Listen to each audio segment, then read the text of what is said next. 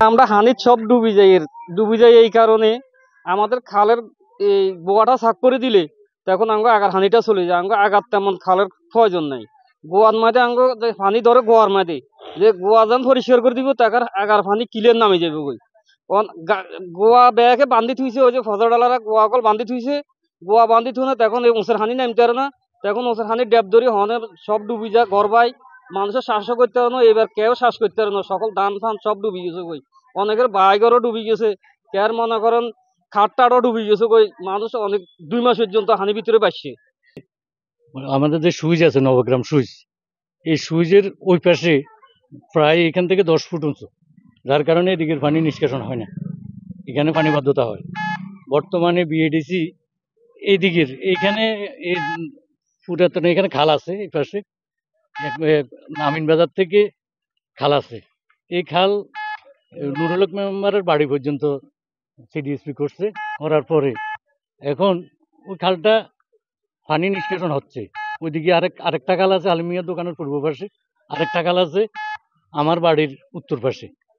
এখন আমাদের এখানে 2 দাগ আছে খাল কাটার বাকি, ওইটা প্রয়োজন নাই হিসাবে কাটে নাই। ওইটা তো ওই মানুষের বাড়িঘর আছে, প্রজেক্ট আছে। এখন এই খালটা অপ্রয়োজনীয়, এই খালটা কাটতেছে এখান থেকে 2 কিলোমিটার নাকি বিএডিসি, এটা পরিষ্কার করব ওই পাশটা কাটবো কয়। এখন আমরা দেখতেছি এখানে কোনো পানি বাজে না, কোনো পানি বদ্ধতা এদিকে পুরোটা আমাদের পানিবদ্ধতা থাকে। এখন আমাদের এই 2 কিলো এইখান থেকে নবগ্রাম যে সুইচ আছে, নবগ্রাম সুইচ থেকে কলমি পর্যন্ত যদি পরিষ্কার করে দেওয়া হয় 2 কিলোমিটার, তাহলে আমাদের পানিবদ্ধতা থাকবে না।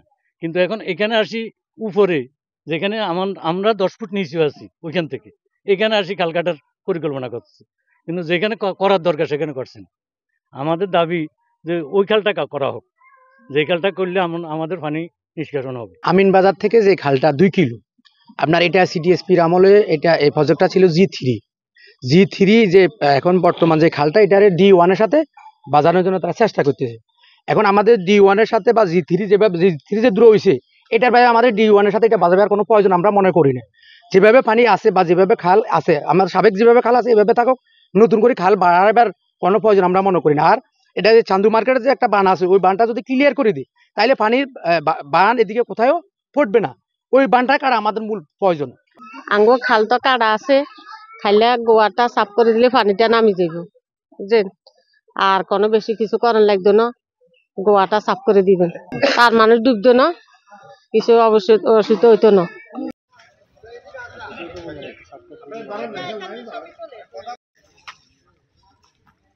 এই দেন আমরা লঘু দেন।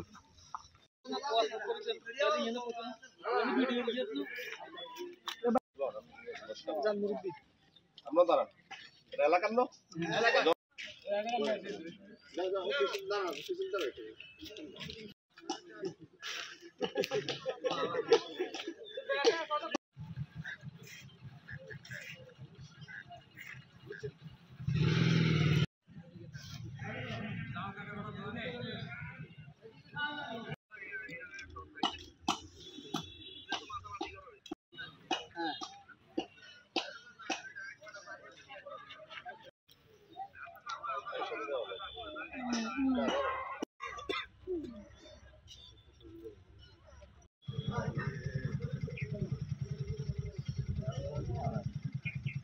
একটা লোক বাইরে